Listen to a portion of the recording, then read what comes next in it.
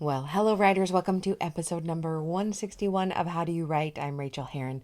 This is a bonus mini episode, and this is being recorded on the last day of the decade, December 31st, 2020. And I am coming to you on this day because on the first episode of the year, I always do my yearly roundup of what I made, and I just do not have the time to do that. So I want to get this podcast out. I will not get the yearly roundup out until next week because tomorrow, on the 1st, I am going away for 8 days to Seton Hill, which is a fantastic master's program in commercial fiction. And I'm going to be teaching there, so that's going to be wonderful, but I won't have time to do that podcast for a little while. So I wanted to hold you over with this mini podcast in which I normally answer patrons' questions. I've got some patrons' questions, they're all queued up, but much more important for me today is to talk about the Romance Writers of America implosion. And I wanted to tell you how I feel about it. If you are involved at all, and you listen to me, there's a great chance that you already feel like me. If you have seen reference to this RWA debacle online, you might be aware of it also. But what it means to me is this: Romance Writers of America is the organization to whom I credit my success in many, many ways. I learned more from being with them for the first 2 years of my writing career than I did getting my master's degree about the business and the craft of writing. It's mostly women. There are some men, but the people in that community know absolutely everything about writing. They really do. They're 95% of them, I swear to God, are lawyers. They know from the top to the bottom what the publishing industry looked like. When I came in to RWA, we were still mostly in the traditional world. In fact, there were no people self-publishing at that point, except your uncle. That guy was still self-publishing, but back then it was not a viable time to do that. I came in 2008. It was just starting. I believe the Kindle came out that year. So this was just on the horizon. And in the last 11 years that I've been with the organization, RWA was pretty standoffish towards self-publishing for a while. And then it realized, oh, yes, of course, this is the way of the future. So now it balances both. My best friends in the world literally have come from RWA. I don't even write romance anymore. And you know me, I talk really passionately about this organization and how it can help people. I'm active in the organization. I'm on our local board of the San Francisco area RWA. Everything I'm going to say on this show is not said from a position of me being on the board. It is me speaking as a writer independently of what our board says or thinks. What happened was, I'm going to try to nutshell it as much as I can. There is an awesome writer named Courtney Milan who said something disparaging about another writer's older book. I think it came out sometime in the 90s. She called it a big racist mess. A fucking racist mess. I think that was what it was. The writer in question and an editor sent a letter of complaint to the ethics committee at RWA. RWA at that point, I believe, should have looked at the complaint and said, well, Courtney didn't violate any of these things that they're saying she violated, except perhaps the one that says we should be friendly and get along with everybody. And my belief is it shouldn't have been read that way. One is allowed in one's social media always to say what one wants. RWA doesn't police that, or at least they never have up until now. Courtney Milan, as an anti-racist activist, has done amazing things for RWA. She has worked at the national level. She was the head of the ethics committee. Instead of asking her to recuse herself, they called her and asked her to resign, which she did, so that they could have conversation over this ethics complaint. They then did not use anybody on the standing ethics committee. They did not tell them there was going to be a new ethics inquiry. They appointed a secret ethics committee and heard this complaint. That ethics committee recommended to the RWA national board that Courtney be suspended from RWA for a year, be censured, and not be able to hold any position of leadership for the rest of her life in RWA. This was a terrible thing to do, but it was voted in by the board. It was 10-5 with one abstention, and Courtney was alerted to the fact that she was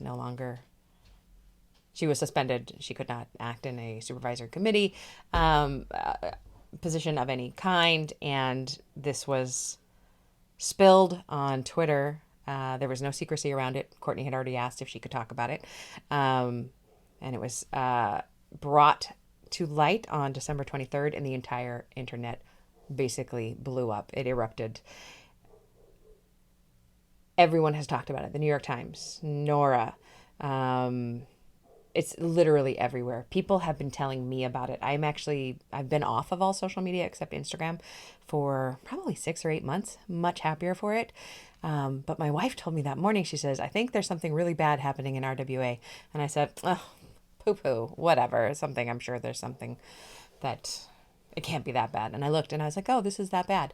I do not think that anything they did was right about this.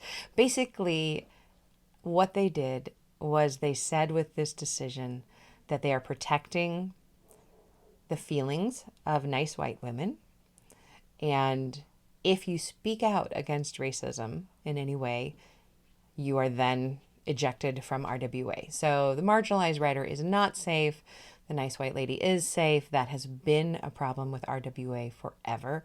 And apparently they're doubling down on it. They're not doubling down on it. They are quadrupling. They are 100-timesing down on it.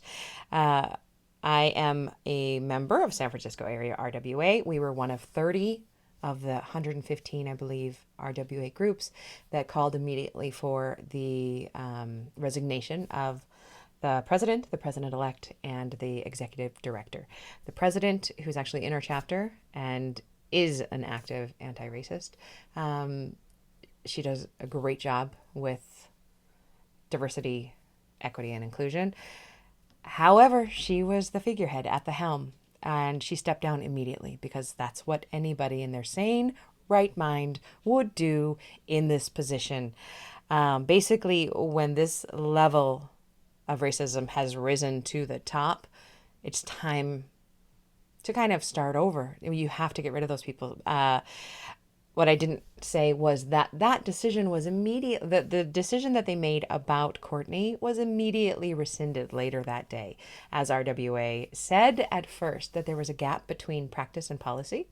Days later, they officially said that actually what they did was they rescinded the decision about Courtney and reinstated all her rights as a response to as they called it, the backlash.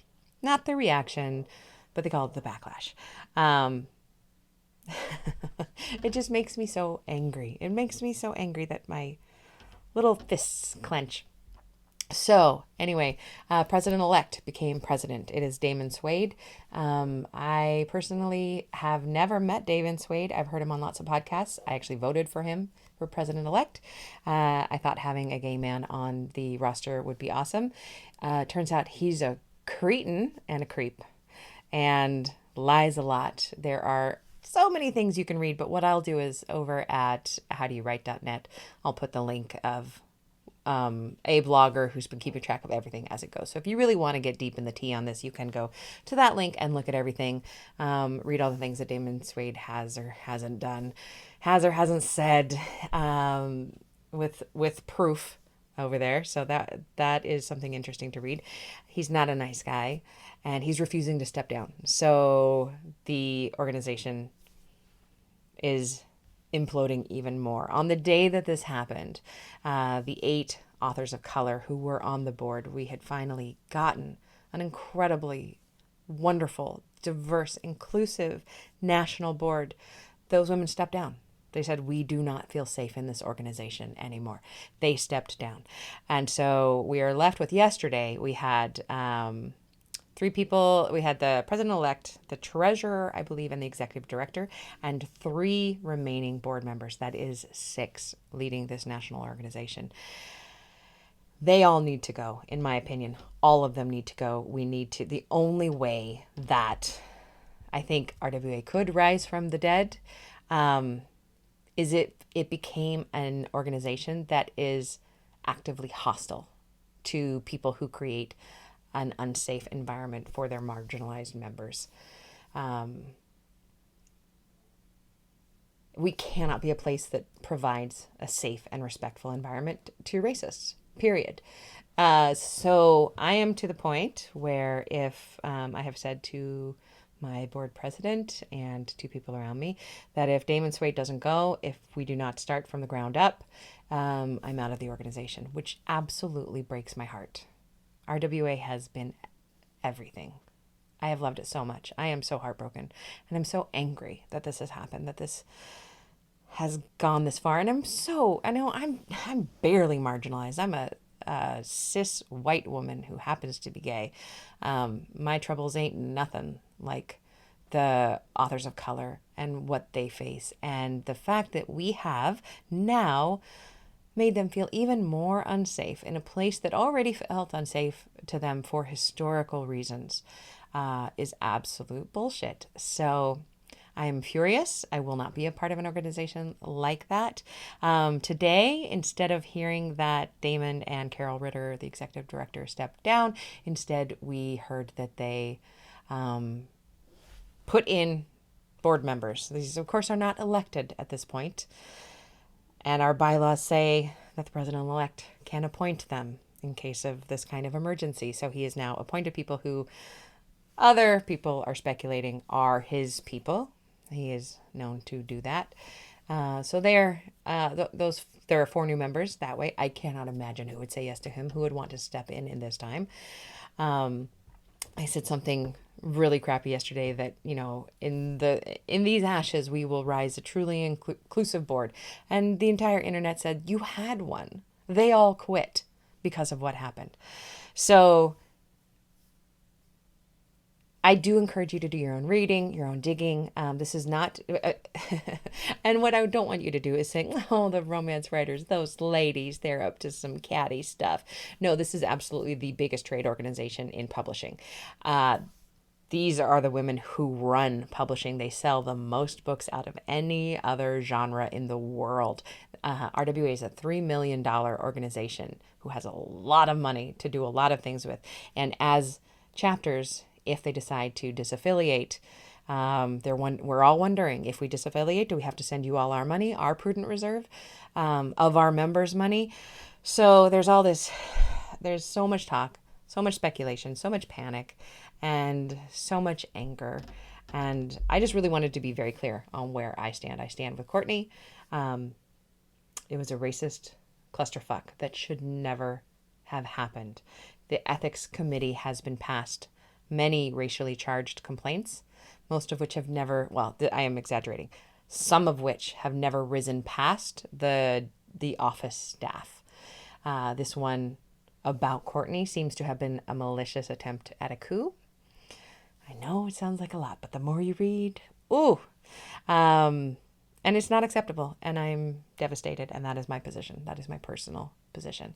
So that's where I am. That is not the most cheerful update on the last day of the year. But for a really cheerful update, I will tell you that I ran my numbers yesterday, and this year I made $158,000. Hot damn. Almost $159,000. Hot damn. So I will be on the next episode breaking down what I made, how I made it, what it feels like, how much of that is write-offs, if I can guess toward that. I always really enjoy doing that show. So that will be coming up next, but honestly, it might be in 9 or 10 days. I just don't think I'm going to have time with all my travel to get that episode out by next week. So I will keep you posted. It will be the very first episode of the new decade, though.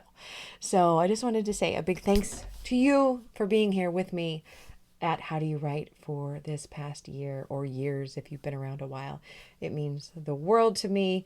And thanks for listening to me talk about RWA. I think it is really important and relevant to anyone who is in the writing industry at this time to know that not only the bad actors are still there, they're still trying to do it the way they've always done it. And there's a lot of people fighting for that not to be allowed. And I am on the side of not allowing systemic racism to stand inside our industry.